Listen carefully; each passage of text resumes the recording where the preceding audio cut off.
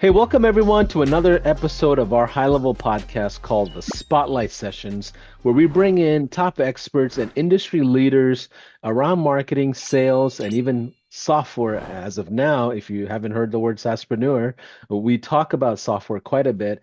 But what we want to do is make sure you're going to get a lot out of this conversation. So, we're going to have this topic called the principles of outbound marketing. There are three lanes that we want to cover in this podcast. One is understanding the data behind the business.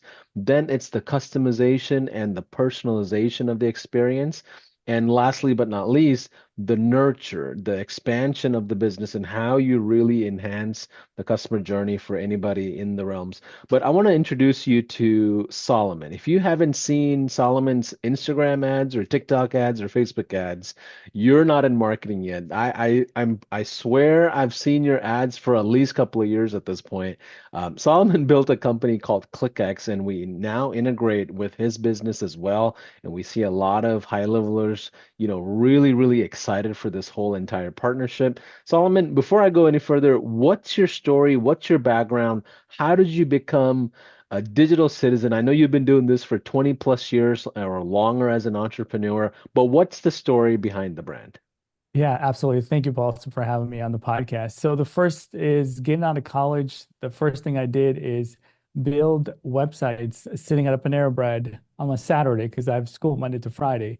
So and I got paid for it. I think it was like 1,500 bucks. We started off getting paid, and I mean, it was not the greatest website. It was not the best SEO website, but I realized that there's a business here. Like I can just do this. I mean, I'm self-taught developer, so I didn't have to pay anybody else. I did it by myself, and I'm sure there's hundreds and thousands of digital marketers listening today that that's what they do. So little by little, I started an agency, and we realized that a lot of our customers didn't want a pretty website, Pulse, and they wanted leads, they wanted sales. So we morphed out of being a pretty creative website, cutesy site, if I may. There's nothing wrong with that for my creative people out there, but the clients that I had said, I need more leads, do that for me. And then so early on, we started to get into digital marketing, which is ads, was Google Ads primarily, and then it would be SEO. That was the other alternative thing. So that got me to where I am today. So a lot of the technology that we talk about was built for us. We needed a way to show clients reports and download data and anything that we didn't want to do manually, we just went and started coding. That led to more and more people wanting help, agencies specifically. So we started to do white label fulfillment, and it's just like on and on. We kept, tackling different challenges that agencies face when they're trying to scale. Absolutely. And times have changed. Now clients don't even want leads. They want appointments, and some even don't even want appointments. They want people walking in the door, right? And the Right. landscape of marketing and sales has drastically changed. So Solomon, help us understand outbound marketing. We always talk about inbound marketing, and it's like, outbound marketing is something that's just not touched, mostly because a lot of people have misinformation on it, or they just simply don't know it. And even Right. if they know it, they just never scaled with it, right? What are your thoughts on Yeah, it? Help us understand your perspective on outbound marketing. absolutely. So I don't know this quote. It's if you want to double your success, you have to double your failures. You've probably heard that before, but a lot of people are unwilling to do that, right? So the reason I came about learning about outbound is was for our agency. We sent out emails to very specific business owners that we felt could use our services, but they weren't Googling, so they could never see my ads, or they didn't, live in my location where my maps would have showed up. So we prospected, that's the, email prospecting, and they replied and they said, yeah, sure, we can have a meeting. So this worked, and we scaled it for ourselves. And now back in the day, email was so easy. There wasn't like email verification tools and all these things that you had to do today. We just emailed the CEO, and most of the time they would get back to you because they were getting 10 times less emails than they were today. But over time, we kept doing this over and over. Every time we needed sales, we sent on a bunch of emails, and people would reply and book meetings, and then we would close deals. We're like, dude, this is absolutely insane. So fast forward, as getting more and more advanced with what we're doing and helping agencies scale, whatever the amount that they're looking for, we set up ads for them if they don't have leads, and we do cold email. So we had to find a way to make cold email a reality. So the biggest challenge I think people have is that they just don't know how to execute it. It's actually gotten really technical today. And I mean, last month or month before, Google and Microsoft will not, you know, you'll not get anybody's inbox without DMARC and DKIM and all these things that you have to do today, which is so technical, most people just don't want to deal with it. And whenever we see that as an opportunity to say, hey, what can we do? Because a lot of people's emails aren't going to, get into the inbox. They're just going to quit. That's an opportunity for you and me to scale up on getting into the inboxes. So the challenge we had is we can't get good quality data, Paulson, like small business data. So if you go look at all of these businesses out there, there's database companies. There's Apollo for LinkedIn. There's Seamless AI, which is another tool. There's Zoom Info. There's all these massive data companies. But what they have is stuff that you can get from LinkedIn, which is not small businesses. Those are not brick and mortar businesses. Those are not the guys that need reviews. Those are not the guys that need, does that make sense? Facebook ads with Yeah. the Met Spas of the world. So we're like, well, where are we going to get this thing? So we started to build out our own database so we can start to enhance the data with their website title tag. We want to know what platform they built their website in. We want to know how many reviews they have. So, because all the things that you do with high level, we want to know so we can figure out what angle to pitch them in, right? Like we want to know if they got 500 five-star reviews. We could use that in our email to personalize it, then we get better replies. Otherwise, all I'm doing is saying, hey, Paulson, I found you on LinkedIn, which is pretty boring. You're probably not going to reply to me. But what if I said, hey, Paulson, I noticed you guys are hiring a chief marketing officer at high level. I know three people that could be a good fit. Would you want me to do an introduction? You're probably going to reply to me because it sounds like I've done my research. I know what your company's up to. So that's the level of personalization that we wanted to get to. So first, we said, you know what? This is probably going to be a huge undertaking. Let's go kind of get all these small business data into this one system, and then we could start to use slice and dice, go to their website, crawl it, find every bit of information we can. That means including email address, so we can verify it. And once we verify it, we can send emails to them. This is kind of how our outbound passion Yeah. has started. And I firmly believe if you can generate leads on inbound, right, which is ads, like you mentioned, I'm a big believer of it. And I've been running ads for a long time. You certainly can get leads and close on outbound. Yeah, so if I'm watching this podcast, Solomon, and I am, let's say, less than a year into my digital journey, and I'm like, okay, I'm hearing what you're saying. What are the data points that I should pay attention to as a brand new beginner? Or, Yeah. I know the first pillar we want to talk about is understanding the data landscape, Yeah. but where do we start? Because I feel like there's so much data, but not all is relevant. Yeah, absolutely. I mean, I would start with some of the basics as an agency. It's like, who do you want to serve? That probably is the first thing, because before that, you're not going to buy any data or get anything. So let's just say that we want to go after med spots because it's a high ticket product and digital marketing makes sense. You can do ads and that goes to some kind of a voucher and people, come in and you get the money back, right? So if that's the case, then I need to go find these kinds of people. So we want to probably go deeper than that. We probably want to know their Google business profile information so we know if it's claimed, unclaimed. So that would be my first step is figuring out who I want to serve, right? Like that's my first thing. Once I have that, I would probably want to figure out what my product is. So let's just say something that use ads and some marketing automation. That's a great product. That's a business in a box, right? So I could replicate it. I could scale it. I could sell the same thing over multiple med spas and scale my SaaS business or my agency business, whatever it is, it's totally possible if you had something like that. So to answer your question, I would say, who do you want to serve? Now, some of the agencies want to serve different kinds of people. They want to serve plumbers and roofers and whatever, but you can't really start anything without, finding that part. Now, and I know you may not want to talk about your own stuff, but help us understand the relationship with ClickX and HighLevel. Is there a Yeah. role there that makes this whole data component a lot more easier for us? Absolutely. So obviously, lots of the agencies that come into our world, they have high level. So we were like, well, how do we leverage this technology and whatever we build in what they're doing? Let's say they want to send out emails every month to med spas. So they have an automatic email newsletter they build out and send. So what we're doing is we're pushing anything that we have people that we prospected to or want to prospect to with a click of a button. You can pick which sub accounts that you want to push that data to, and we give it to you so that you can add that into your cold call list, or if you're hiring a cold caller to call these people or sending mass emails, you're welcome to do that. So that way, if you are a brand new agency, Paulson, which a lot of people are, you open up your sub account for your agency, there is nothing in there. No contacts, maybe six people you added manually. And if you're not running ads, you have nothing, right? So you could literally have 10,000 people in there, like in 5 minutes. All you have to do is figure Wow. out who I want to go after, push a couple of buttons, pick your sub account.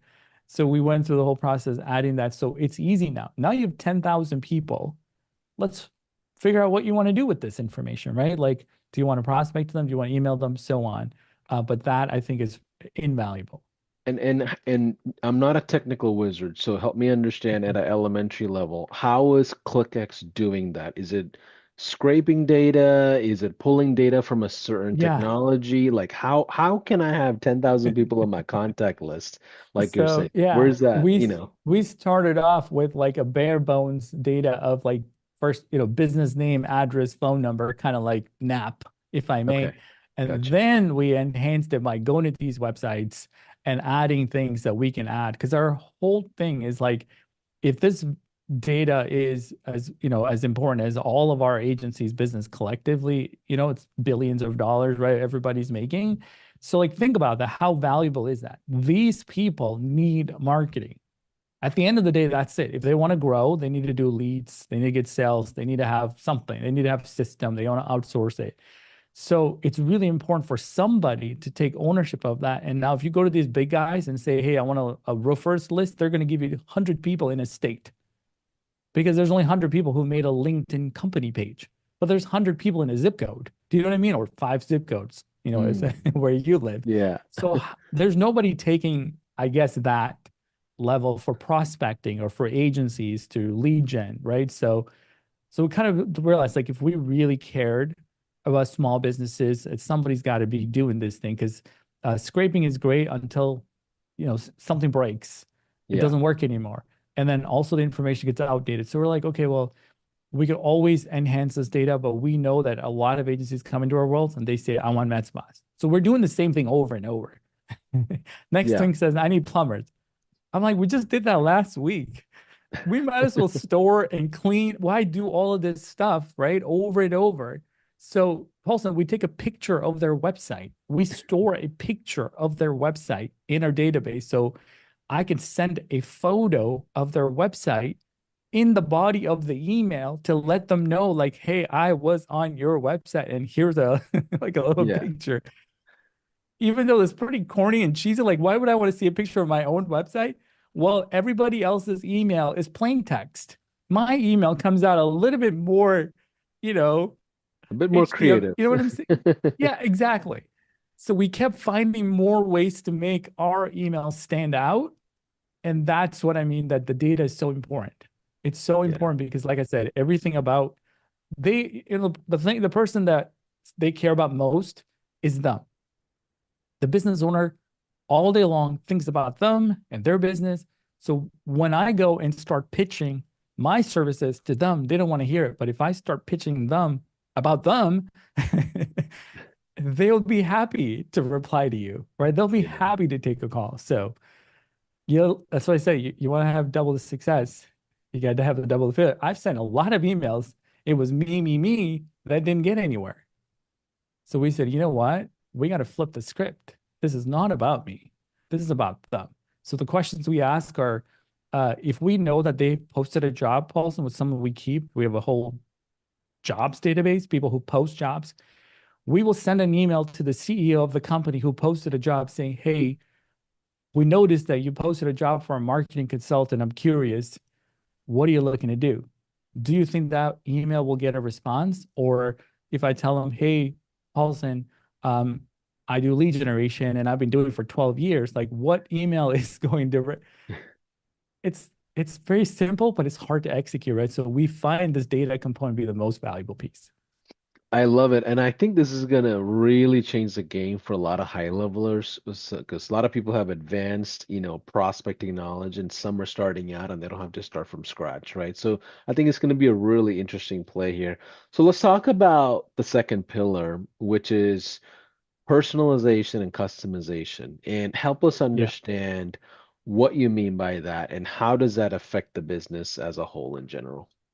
I absolutely. So this was the second piece, which we were like, okay, so we have this data. How do we put all this together? Because the way that the person gets the email has to feel like you read their mind, right? So now I have to really get personalized. So the first thing last year before we did is we went to ChatGPT, we copied and pasted the whole copy of their homepage and had ChatGPT write as an intro sentence. So we called this an icebreaker. That was our 1.0. It's very advanced, but the 1.0 failed on us a lot because ChatGPT likes to write more than you ask. It's just kind of, you know what I mean? You don't know what's going to happen. This is, by the way, we call it autopilot. So we set 100 emails a day for this niche, and it's just going to go out. So there's no like me reading every email and checking it and verifying. We can't do that. That's not going to scale. Yeah. So like that doesn't happen. So we got rid of that for a little while. So what we've done is we've done more personalization. So again, the screenshot was a good one. I don't know if you know this, but if you ever go to like Google business profile, you could see the category that they listed their business under. So you'd be like Thai restaurant for Thai. It's not just restaurant. So if you're an attorney, it would say estate planning attorney or something very specific. So we go get that category and then we put it into it saying, I'm working with other estate planning attorney as if it was one sentence. Paulson, this is like super creative. Okay. Watch, everybody's going to copy this. So the reason we do that is that no one's ever going to email them and say, I work with attorneys. That's too generic. They're not just attorneys. They don't want that email. They want the email that says, I work with estate planning attorneys. And then we know what city they're in because they're brick and mortar.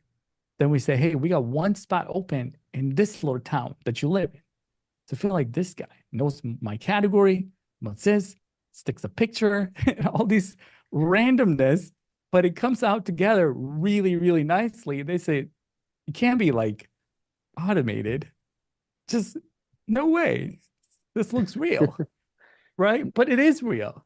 But no two emails are leaving our system with the same body. That's one of the reasons you can get your emails in the spam box because you have one template and just like, you know what I mean? You're just like sending hundreds and hundreds of emails. Google and Microsoft Mm. knows really well what you're doing is email prospecting. And so, boom, they shut you down and you burn the lid, to do it over. So, one technique is that. The second technique is spin tax, which is taking one way of saying a sentence, is it worth a chat, and writing four versions of it. And every email sends a different version. So, we took that to the real nth degree. So, every sentence has four versions. So, there's like the email looks this long, but it comes out to a four-sentence email, right? So that's personalization. So the other thing that we then did is, what if, Paulson, we can make a Loom video of you in front of their computer and their website, and as like you're talking about their website. So what we've done is you upload a MP4 video file, just like you at a desk. We take their As website the agency owner. as the agency owner. Okay. And so we're scrolling their website. We record their screenshot. We stick your video on top of it. We compose what a new video. We take that and we put in there saying, hey, I was on your website and we did a complete audit. I'm happy to send you this audit. Just email me back and tell me you're interested. So they're watching this GIF animation of Paulson scrolling to their website while talking. They're like, this can't be, This there's guy no way cares. Yeah. that's real. So they reply back and say, send me the audit. So what do you really do? You go on Loom and you actually do an audit and you send it back to the person, say, hey, attorney, whoever it is, like, here's the audit of what I would do differently. And they're like, yeah, the two things go together. I love it. So what's the scalability behind this? Like, let's say Yeah. I'm an agency with like 100 clients and I've got two closers and two appointment setters and they're just cranking out appointments all day long on my schedule, right? If I'm in Yep. that kind of a mode, what's the scalability behind something like this? So the cool thing is with emails, all you need is more domain names, more inboxes. I mean, you know this. I mean, Yeah. it's not impossible. So we have some metrics like, hey, we have health score. We want to make sure that we have like 90% or greater. That means that all of our emails are getting into the inbox, it's not going to spam. And if that goes down, we don't send anything from that email, give it a break, come back. Secondly, if I need to scale up my volume, we just buy more inboxes and more domain names. So we buy a couple of emails per domain name, and then we scale this up, warm it up. So the data is not a problem because, like I said, you can get a lot of data these days. So you can, as long as you can have the bandwidth, you could do that. So for appointment setters, one of the things that we like to do is like a pure SDR kind of thing. So if you have an appointment setter, you're a big time, 6 figures a month, whatever it is, you get this data, you can email them and coordinate a call to happen at the same time. It's been proven that you get 80% more chance of getting an appointment if you did something like that, which is why all Mm. these big tech SaaS companies who do outbound, they have one SDR sits there and email day one, call day two, LinkedIn message day three. You know what I'm saying? Like they got this playbook called predictable revenue. It's that they just keep doing that, and that allows them to get to that ICP, that persona, much faster, qualified, disqualified, book an appointment, or just, you know what I mean? No more touch points. So those are what I would do for the people that have SDRs. But otherwise, what if you just had a part-time appointment setter? What I would do is that I will take those responses and have them get nurtured by my appointment setter. So one of the things that in Outbound, this is something I learned from Aaron Ross, Predictable Revenue 10 years ago or whatever it was. It came out. Outbound requires so much more nurturing than inbound. You Yeah. see, like we talked about my ads. Well, a lot of people come in like, Solomon, I know you. Solomon, I've seen you. Solomon, I've seen your stuff. Solomon, the rapport's been built.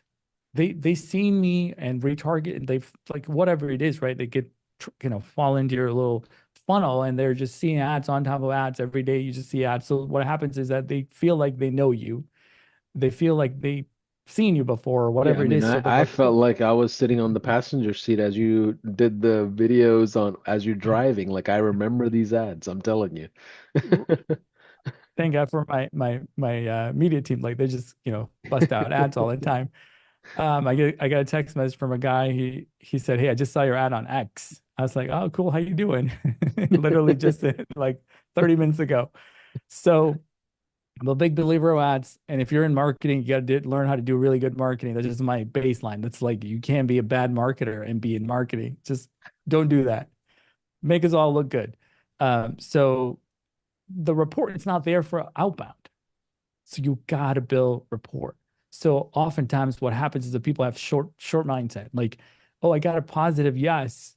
So they're likely going to book a meeting and then likely going to become a customer. Like, no, they'll like and trust and show me that you know me. You know what I mean? Show me that you really know what you're doing. They might require a customer call or something. I don't know, case study or five. And you have to be willing to do that because that trust is not there. First of all, they're skeptical because it's an inbound email. As personalized as I can get, it's still like prospecting. It's still cold call, cold email, right? It's very cold. So we got to go from that to, hey, I really meant business. We know what we're doing. So a lot of our agencies, they make little videos if they reply back and say, no, thanks, not interested, or any of those things, because that's an easy way to get you off of their inbox and move on with your life, no matter how, personalized you got. So we don't want to leave it there. We make a little video, show them what they should be doing, just leave it to them to decide if this is a good fit or not. That shows that you're a real human being, right? That you care, and that at some point in the future, if I want to engage, they'll remember you. So there's a lot more nurturing that we're doing with outbound because it's just not the same as running ads. Yeah, and Even for nurturing inbound. is Yeah. yeah, and nurturing is really the third pillar we wanted to discuss. So help us understand a bit more in depth of what the standard of nurturing should be? I know in the world of sales, we talk about, 8 to 12 touch points and all this stuff. Like, how long are the sales cycles? When should we give up versus, go harder? Like, what are the parameters that we should work in when it comes to follow-up and nurturing?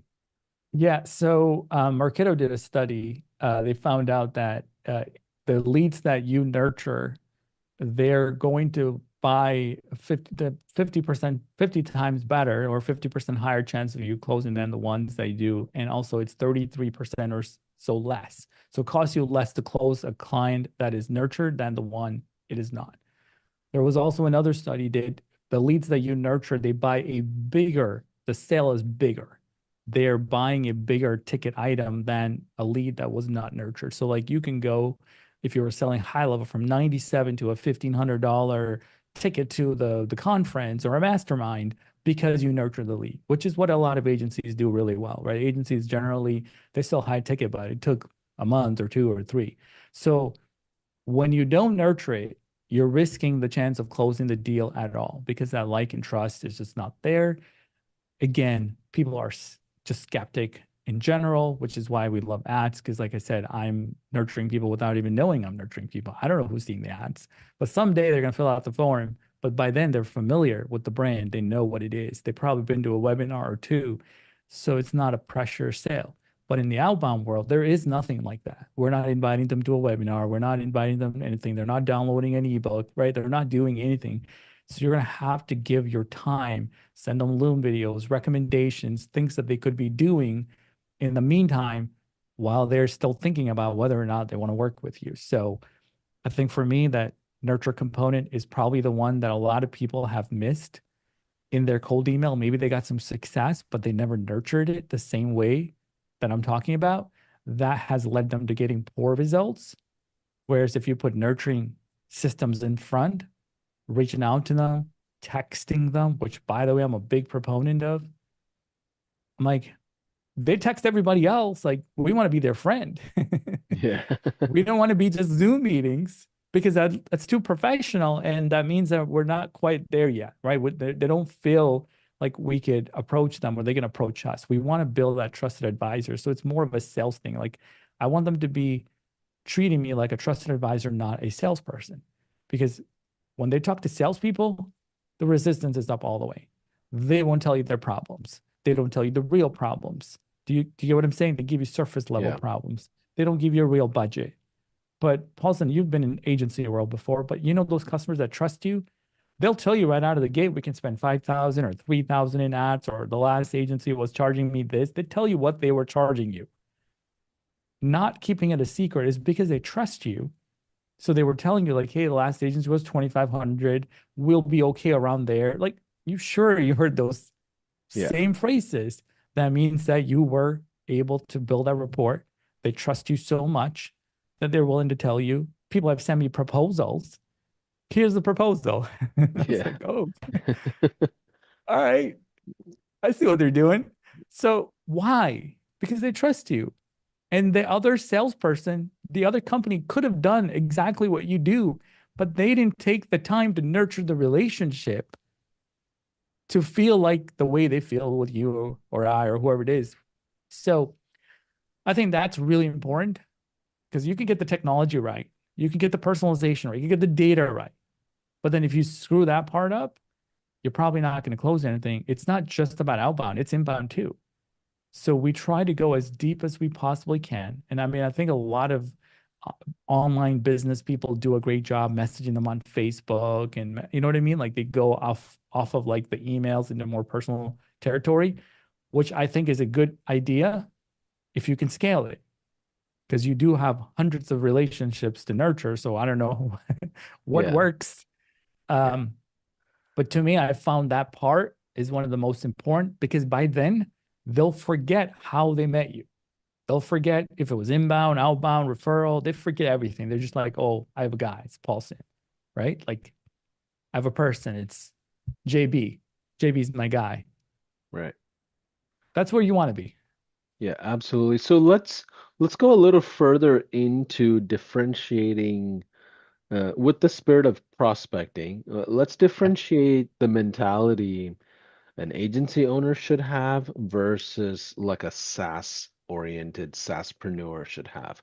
What are the differences you see? And I think working with like a high ticket $2,500, $5,000 retainer, and you're trying to, Right. really show yourself and demonstrate your skills versus, let's say, a $97 SaaS subscription. What are Yeah. the differences you see, and what are your findings when it comes to these two types of like, I guess, MSPs or providers?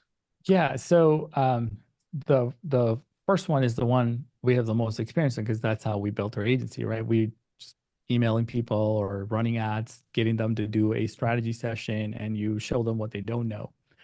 And then they're like, wow, this is amazing. I want to go ahead and buy this thing.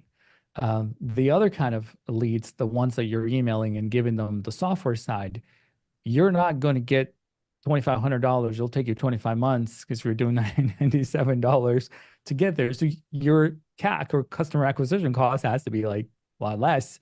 However, you have to look at the lifetime value of those customers and say, hey, the lifetime value is that they stick with me for a year. It's $1,200. And so I can spend 30% of that. And that's, you know what I mean? So that's the route that you want to take. And then invest. So I would do, like I said, after we send an email, if they open the email, I would call them, even though they didn't positively reply, because you're going to have to do a lot more volume on the SaaS side. But the good thing is you don't have a lot of work. On the Go fulfillment. HighLevel does all the work for you, right on the SaaS side, Yeah. right? You just have to worry about selling. So all these tech companies, the Calendlies of the world, they have these super expensive salespeople and they have all these high tech. Why? Because they know the lifetime value is great. And once they come on board, they go to some customer success, you know what I mean? Queue and systems. And technically, they're supposed to do all this on their own. We don't have to worry about it. They invest their energy and time building their marketing funnels and their sales systems and then scaling the whole operation. So, what I would say for SaaSpreneurs is that inbound works, outbound works, but you're going to have to work a little harder because you're making a little bit less. On the agency side, they could easily get to 5 grand, even if you're terrible. We just need like 10 proposals. You know what I mean? Like really good prospects, and two will buy. And now you're doing so good, right? Maybe it's not, you probably make decent profit, but on the SaaS side is almost 100% or Yeah. 90% or whatever it What is. Yeah. what we see often is a lot of agencies use the retainers as like like a launcher. So they'll sell maybe two or three retainers a month and throw all that revenue and profit into SaaS acquisition, right? So they play both sides until their SaaS portfolio is built up to a certain healthy level, and they just gradually kind of sunset the old school retainer traditional marketing, depending on how they want to build their agency. Right. Some keep it going. They love doing, their $25,000 billboards. Yeah. There's a style to it, but what we see is they ensure they create they remove the volatility by having both sides in a sense.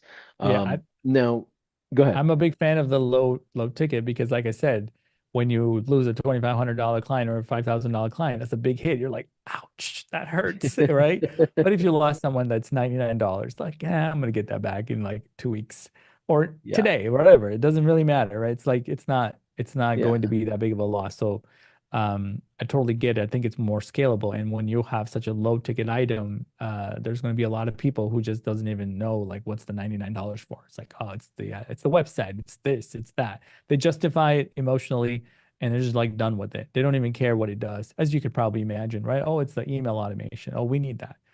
But when it's 2,500 and they're having a tough month, what's going to happen to Paulson's bill? They're going to be like, yeah, Paulson, we want to put this on hold, Yeah, yeah. right? My wife So all of a sudden didn't want me to do marketing after 6 months. yeah, exactly. Or my yeah, my CPA. But so long story short, I think it is a smart move to do that. But not everybody's cut out, if you know what I'm saying, for customer success or scaling the back office, productizing the business, writing processes down. I mean, this is where a lot of agencies struggle is that we're so excited to sell somebody. So we sell a carpenter one way and we did another kind of business med spas. And then you look at your back office, you have to fulfill all these different types of campaign. You become a very unscalable business.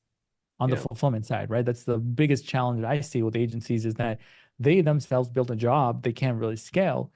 So you are the only person that has built a report. You're the only person that knows everybody's problems, and you're doing campaigns 400 different ways. Well, if McDonald's ever tried to do that, they wouldn't be successful, and they don't sell tacos, neither does Taco Bell sell pizza. Why? They stay in their lane. They productize. So I think a lot of agencies struggle with that, just frankly. And so when they come to my world, I say, look, you got to pick a product, you got to pick an offer, and you need to scale to $1 million with that one thing. Can you do it? Because then you can be in whatever country of your choice, and your agency will run. Absolutely. I mean, getting to a world of subscription model or even recurring revenue model is the Yeah, sweet spot, especially as a solopreneur with maybe like, I don't know, a small team, right? And that's kind of the stepping stone before you could, I guess, become I guess a more matured entrepreneur, maybe an investor or something that you evolve into. But it takes what we just discussed takes like 5, 6 years to figure out, right? You have to have the right guidance and understanding of, the amount of failures you have to kind of evolve you as a person. Because I do think, the $10,000 a month marketer is drastically different than the $100,000 a month marketer to $1 million a month marketer. yeah, Those are three different people with the same name, right? yeah, The characteristics are different. They sleep at different times. They work out differently. They have different places that they even go on vacation. Like it just yeah. standards are different. Um, Solomon, help us understand what you see in the world of agency owners. Where do they go wrong with outbound marketing? Where do they make the pitfalls? Like what do we not know in the grand scheme of things when it comes to outbound marketing? Yeah, I think it's well, we see a lot. I looked at a campaign today of somebody else. They got all their emails right. It's all verified and everything, but I look at the inbox, the actual message that they're sending, and I'm just like, it's black text, man. It's black text on a white screen. Like, does it really does it scream like, let me respond to this person? If your email starts with "I saw you on LinkedIn," please stop sending that. Because everybody's got LinkedIn. That's just not it. It's like saying "I saw you on Facebook." Do you email people saying I've like, it's just not, it's just the It's threshold for unnatural. good Yeah. emails is just no longer "I saw your website" or "I saw this." It needs to be like, "Hey, I'm reaching out to a handpicked few attorneys in XYZ city, town, whatever, to do this thing with. You got 10 minutes where I can show you what we're done or how I 10x this other guy's results and this guy and that guy." And they're like, oh my gosh, like that sounds like you put a little bit of time and energy into it. You have to put that level of effort in one email. That's, I would say, will work because there's no way that the customer would feel like this is automated or Paulson outsourced it. It just cannot. So like I start my emails out with like a compliments. Hey, kudos on 325-star reviews. Boom. Like, does it show you that I know you? Yes. Where did I get the data from? It's public. It's easy to get. You just have to know where to look. So, like, then they will feel like, damn, 320 reviews, man, we're not that bad of a company. You know what I'm saying? And then I say, hey, did you know that a lot of these, customers that are looking for you, you're going to be buried. They're not going to scroll and scroll and scroll to find you. If I did this and this and this, you're probably going to get better results. And they always tend to say, you know what, that there's some truth to this. That's what I'm saying. I think it's the personalization, it's the data, it's the energy that they put into it. That's just not there because they don't know what to do, right? It's just lack of knowledge, lack of experience. Now, I want you to know I'm no perfect saint here. We're still learning. This is territory that's changing every single day, but we just want to get ahead of it, is what I'm saying. We're just trying to get ahead of it. And we've made some significant investments in all these things so that we can actually get it right. So if an agency comes into our world, we just go get their domain names and emails and warm them up. And does that make sense? So now we have a persona to then become like an SDR for you to start reaching out to your ideal customers. While that's happening, I'm trying to figure out what angle should you go and sell, because everyone's heard of digital marketing. It's not a new thing. Everybody heard SEO. Everybody heard first page ranking. It's just not Paulson. Like, I don't go to sleep thinking, oh boy, if I had first page rankings, it's just not what they're looking for, right? Like you said, they want appointments or they want this. So you have to really say something that's really important that's going to get them to say yes to an appointment, not even working with you. I So love it. that's really, really critical. Yeah, I think the threshold has gone way higher than what the average person thinks it is. Yeah, and it reminds me, so I started my agency journey like 2014, 15. And back then, we would spend time reading the reviews, and I had a dental agency, and we would spend time reading the reviews of these doctors, and I would send messages like, "Hey, I notice you have a great reputation in the community, and most of your patients are talking about Invisalign. And matter of fact, that's what I focus on, and I focus on bringing in appointments for Invisalign. And I became the Invisalign guy, and I only Wow, focused on that, right? And built a amazing. whole agency around that. And thinking back to the psychology behind it, that was just me just being naturally just like interested. I didn't have any gravitas of a Yeah, strategy that I picked up from, Frank Kern and Dan Kennedy. It was yeah, like just me just genuinely like, let me just see what people are saying about them. And that kind of a mentality has shifted into oh, let me throw in 100 appointments and I can do this with my AI widget tomorrow yeah, and guaranteed $1,000. Like it's like the marketing has become very transactional in the yeah, prospecting world to me, right? But the opportunity, I think, is what you're saying is getting to that personalization, knowing how to nurture properly, understanding the data behind the science of prospecting, and then building the scalability. Um, Solomon, put this whole conversation together for us and send us home if you don't mind. yeah. So, like I said, there's only two ways to generate leads: inbound and outbound. Everything else is falling within that. So, if you're doing LinkedIn outreach, that's outbound, right? If somebody's reaching out to you, that's inbound. So you got to run both. If you can do both, fantastic. That's just that means that there's a you can sustain some tough times because you got leads coming in. You also are prospecting all the time. So if you're not closing deals, you know you're going to have some appointments because your systems are always running. So you want to have that. Secondly, we know how hard it is to get a video, a lot of views on YouTube, the right hook, the right title tag, the right thumbnails, the right everything people do. Why don't we do that with our outbound? Does that make sense? Like we put so much energy into a blog post these days so we can rank high on Google and all this stuff goes into it. Why not put that kind of energy into outbound? What I like about outbound is that if there is a person that's interested right now, they will let you know. It's so much faster. I don't have to wait for Google to rank me in 6 months. And then the right backlinks are going to come in. And does that make sense? It just doesn't have to be. I could find out today if somebody's interested. And it's, like I said, it's infinitely scalable if you can handle the work. This is where a lot of people have challenges. And then, just do it, try it, test it. Absolutely. And if there's if for the high levelers that are already watching this podcast, help them understand the integration between ClickX and high level. What's the future of that? What is your vision for it? And where can Yeah. they find information about it? Maybe see a demo or something. Like where do they go? Absolutely. So our vision is to make sure that this data is not siloed. It's not sitting in our database and our platform sitting there and only being used for the agencies. We'd like high levelers to use it for their outbound marketing, mass emails.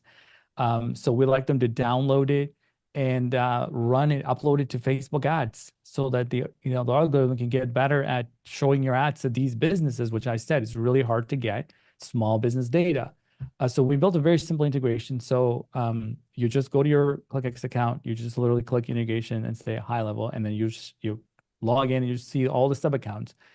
You select one sub account, and every time you have a list of something, plumbers, roofers, whatever it is, med spa owners, anything that is brick and mortar, CPAs, security companies, we're doing all these random things. Push one button, that data will sit inside high level securely for you guys to do whatever it is that you want to do in high level that you do, right? Which is I drip love that. email sequence, voicemail drops, everything high level can do, you can do. So we shouldn't have any agency owner saying, I don't have leads, I don't know how to sell. No, that is just not an excuse. Outbound costs literally nothing, right? Like it's just your time, energy. Inbound, I can say you have to run ads, make creatives, hire a media buyer. If you don't know how to do, there's a lot more to it. You got to build some cash flow. But why not talk to those businesses 3 to 5 mile radius of where you live? You could probably make $1 million agency with just that. That's just literally what I think. If you really done your job, like as a farm, like farm your town with Outbound, add value, give stuff away, just help them out, do free strategy sessions. I guarantee you, you'll have more MRR than you know what to do with. Absolutely. And I appreciate you, Solomon, jumping in for a podcast here. For those of you that spend some time watching, there are some links and resources about high level as well as ClickX in the description. We'll make sure the teams put those out there for those of you that may want a demo or just kind of even talk to Solomon's team or vice versa, even talk to somebody on the high level side. But either way, Solomon, thanks for jumping in, man. I appreciate your time, and looks like we can maybe even do this again at another time. Absolutely. My pleasure, Paulson. Thanks for having me. Okay, bye for now.